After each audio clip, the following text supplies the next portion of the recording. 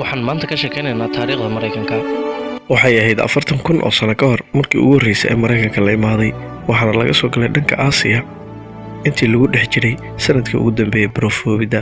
dadka halkan imaaday ayaa waxay u imaadeen inay ugaarsadaan maroodiga si ay uga baxaan faanta iyo geedaha qaarkood ee aan laga helin Aasiya si ay u gurtaan.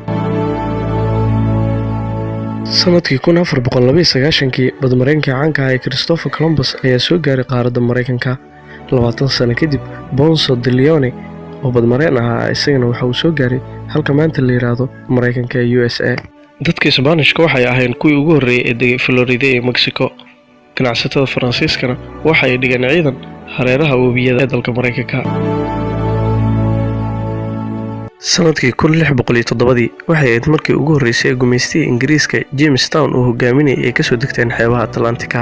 dadka la barakaystay koox diimeedyada waa ay kala ordeen markii Ingiriisku uu qabsaday. Ingiriisku waxa uu sameeyay odayaal dhaqameed kuwaas oo isaga ka amar qaataan.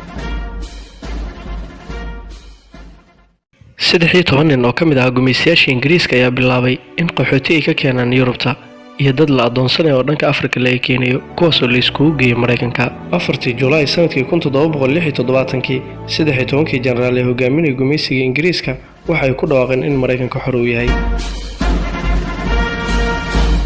ciidamadii xornimo waddanka ee dalka Mareykanka waxay ku guuleysteen in Britishka ay ka saaraan guud ahaan dalka waxayna qaateen xorriyad buuxda.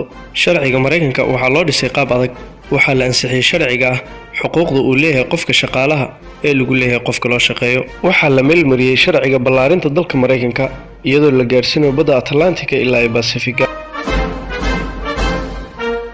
sanadkii 1803 Louisiana Faransiiska ayaa laga qabsaday. sanadkii 1819 Florida Isbaanishka ayaa laga wareegay. sanadkii 1845 Republic of Texas ayaa ku soo biirtay Mareykanka. sanadkii 1846 Oregon Britishka ayaa laga wareegay. sanadkii 1848 California ayaa Mexico laga qabsaday. waxaana dhulkooda laga saaray dadkii asalkooda Mareykanka ahaa si loo ballaariyo dhulka Mareykanka. madaxweyne Abraham Lincoln oo ka soo horjeeday adoonsiga dawladdiisa xoog ayay yeelatay. dhanka koonfureed ee Mareykanka dhaqaaloodu wuxuu ku tiirsanaa shaqaaleynta dadka adoonsiga waxayna ka go'een ugu dambeyntii dhanka waqooyi ee Mareykanka. waxaa bilowday dagaalkii sokeeye ee u dhexeeyay koonfurta iyo waqooyiga kaas oo ay ku dhinteen wax ka badan 2 milyan oo qofood. waxaa dhammaaday dagaalkii sokeeye ee Mareykanka. Abraham Lincoln waxa uu ku dhawaaqay in laga bilaabo maanta qof walba la adoonsanayo xor u yahay. gobolka Alaska waxaa laga iibsaday Ruushka. Hawaii waxay dhameystirtay 50 gobol ee dalka Mareykanka uu ka kooban yahay. guulaha Mareykanka uu ka gaaray dagaalkii uu la galay Isbaanishka waxay sare u qaaday awoodiisa. waxaa la gaaray xilligii magaaleynta. dad badan oo muhaajiriin oo ka imaanaya Yurubta bari iyo koonfureed ayaa waxa ay soo gaareen dalka Mareykanka si ay uga warshadeeyaan. Mareykankana waxa uu noqday dawladda ugu ballaaran dhanka dhaqaalaha. waxaa bilowday dagaalkii koowaad ee adduunka.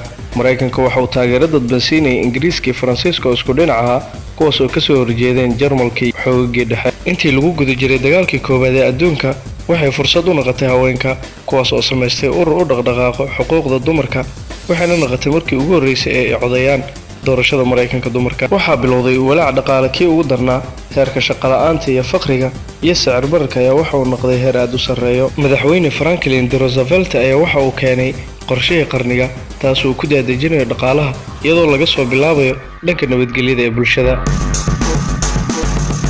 waxaa bilowday dagaalkii labaad ee adduunka. Japan waxa uu weeraray marka Mareykanka uu lahaa Imperial Harbor la dhihi jiray.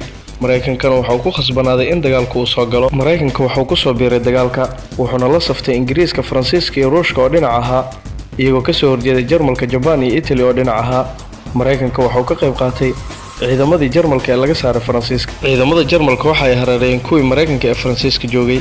Mareykanka waxa uu qaatay 2 bom oo nuclear ah kuwaas oo ku soo dhuftay Japan. dagaalkii labaad ee adduunkana waa uu dhamaaday.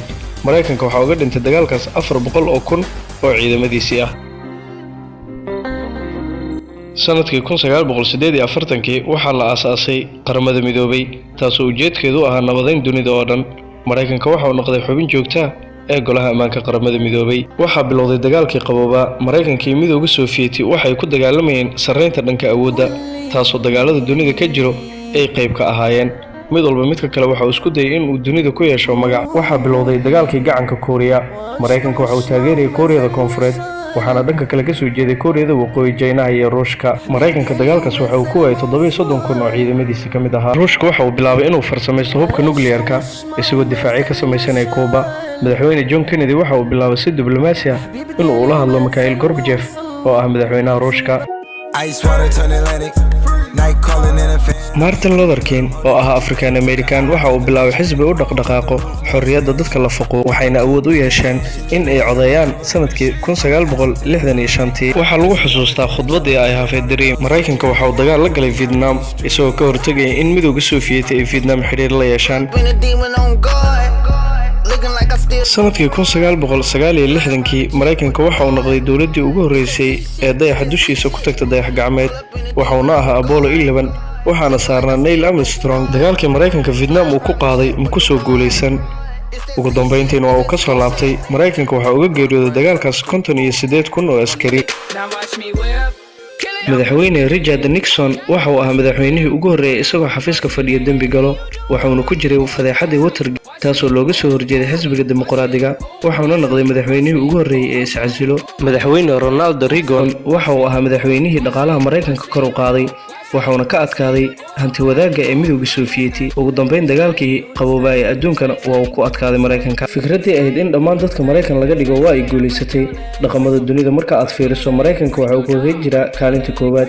muusigada, filimada iyo waxyaabaha ay soo saaraan Coca-Cola iyo Pepsi waa astaanta koowaad ee Mareykanka. waxaa bilowday dagaalkii gacanka. madaxweynihii hore ee Mareykanka George W. Bush waxa uu ciidamadiisa geeyay Kuwait si uu uga difaaco ciidamada Ciraaqiyiinta ee Kuwait weerarka ku soo qaaday.